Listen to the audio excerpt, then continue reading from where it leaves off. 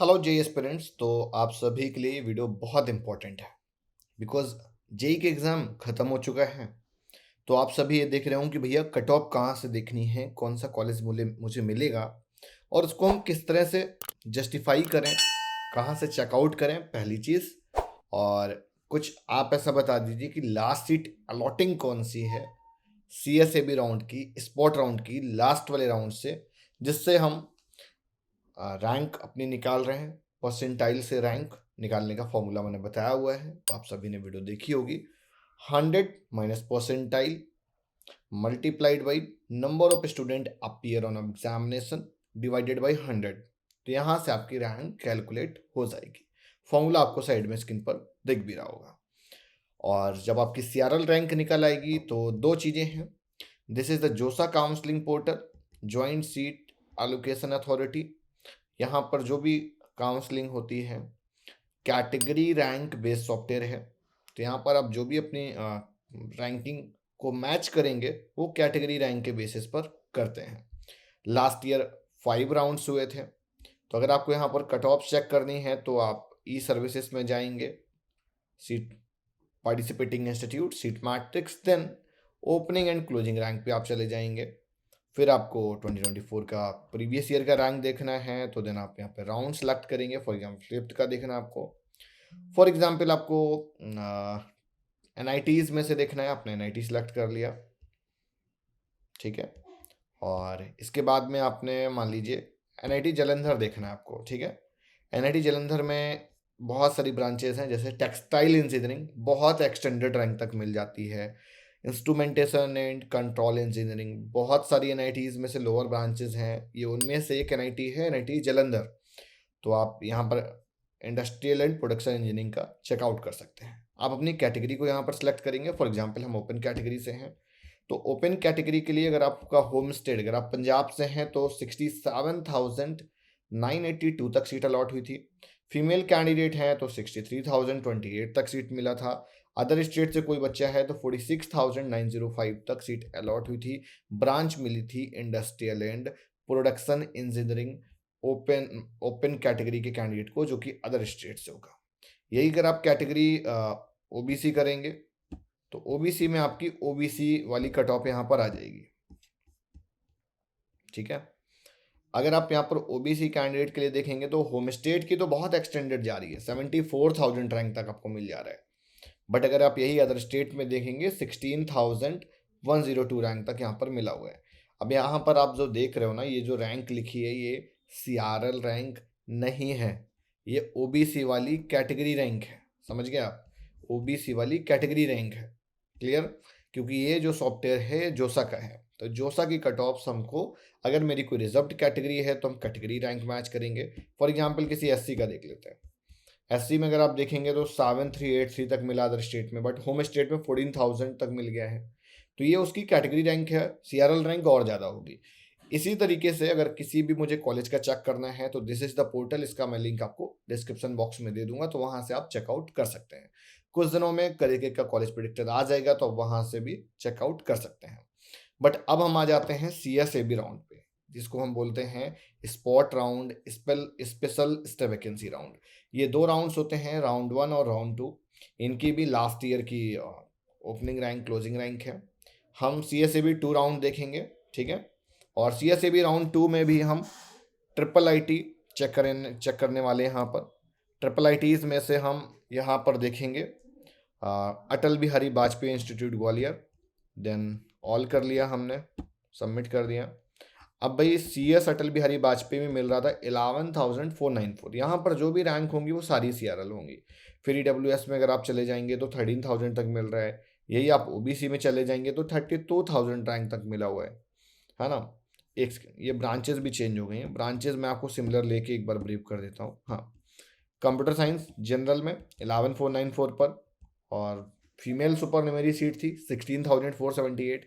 E W S में 13,000। तो rank अपनी ऊपर से नीचे जाने में देख रहे हो एक्सटेंड हो रही है।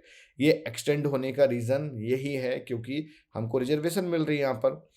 अब जैसे मान लीजिए हम देखना चाह रहे हैं ट्रिपल आई टी लखनऊ का, तो ट्रिपल आई टी लखनऊ मिल गया। तो हम ट्रिपल आई टी लखनऊ का भी चेक कर लेते हैं। ब्रांच कौन सी चाहिए? Computer science engineering.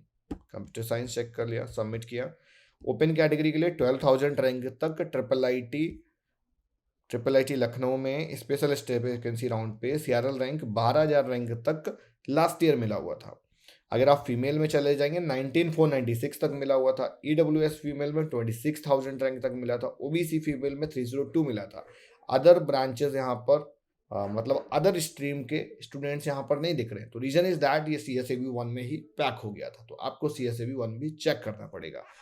तो इस तरीके से आप किसी भी कॉलेज से, जोसा से भी अपनी कट ऑफ चेक कर सकते हैं। CSAB राउंड से आप अपनी कट ऑफ्स को भी चेक कर सकते हैं। आप अपनी रैंक के अकॉर्डिंग देख सकते हैं कि आपको कौन सा कॉलेज, कौन सा ब्रांच मिल रहा है। अब हम आ जाते हैं कि भाई लास्ट सीट अलॉटिंग कौन सी है सर। अगर हम देखें CSAB राउंड 1 के बेसिस पर एकदम सेफ वाली स्कोरिंग वो कौन सी है, तो NIT अगरतला मिला हुआ था।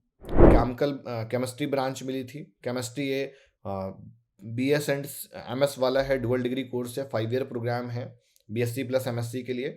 ओपन कैटेगरी के लिए 90,000 तक मिला था, बट ये CSAB राउंड 1 का है। अगर आप यही CSAB 2 राउंड में देखेंगे तो 1,10,000 1,20,000 रैंक तक भी सीट अलॉट हुई है। अब सेकेंड सीट अलॉटिंग क्या थी, ये मैंने 3 सीट अलॉटिंग लिखी हुई है, मतलब लास्ट 3। तो NIT अगरतला मिला था, फिर NIT मिजोरम मिला अदर स्टेट वाले को 86,000 पे, फिर NIT नागालैंड मिला 83,000 तक। ये जनरल की ही लास्ट 3 है। क्लियर हो गया। उसके बाद में इसी तरीके से EWS की हमने लास्ट 3 ले ली हैं। तो EWS में 95,055 तक मिला हुआ है। फिर EWS में थर्ड लास्ट लॉटिंग 87,000 तक है। OBC में 97,000 तक है। तो अगर आप जनरल में 90,000 तक देखेंगे, EWS में 95,000 तक, OBC में 97,000 तक, SC में 2,40,000 तक, और इसी तरीके से एक्सटेंडेड है ये। ठीक है।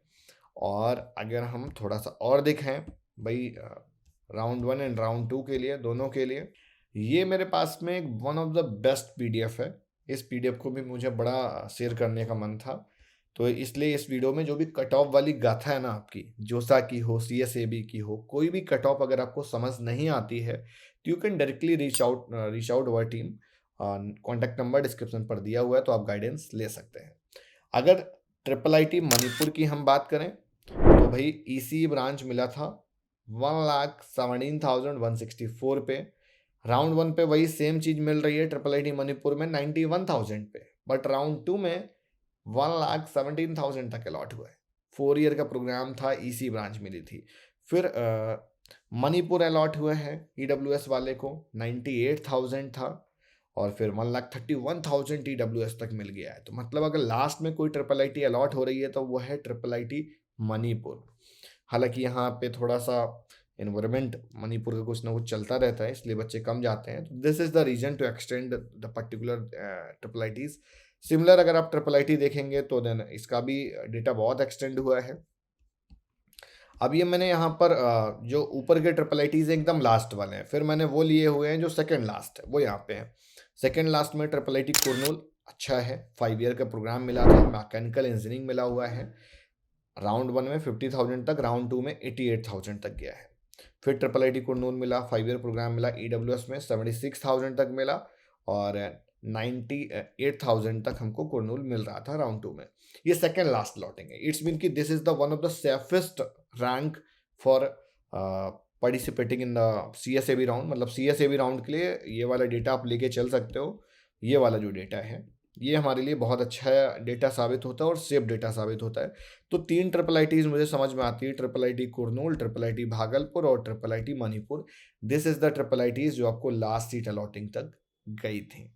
तो वीडियो आज की यहीं तक, और इसी तरीके से वीडियोस पाने के लिए चैनल को सब्सक्राइब करिए। कुछ डाउट इंक्वायरीज हैं तो टीम को ज़रूर रीच आउट किया करिए। चैनल को सब्सक्राइब कर लीजिए, जुड़े रहिए, बिकॉज हम बहुत ढेर सारे कैंपस टूर लाने वाले हैं। वो आपका थापर यूनिवर्सिटी का हो, शिवनादर हो, JP हो, VIT SRM मणिपाल हो, कैंपस में जाएंगे, वहीं से इंटरेक्ट करके दिखाएंगे कि कैंपस कैसा है, वहीं के बच्चों से बात करेंगे, वही रिव्यू करेंगे। तो चैनल को ज़रूर सब्सक्राइब कर लें, ज़रूर सब्सक्राइब करें। ठीक है, बाय बाय।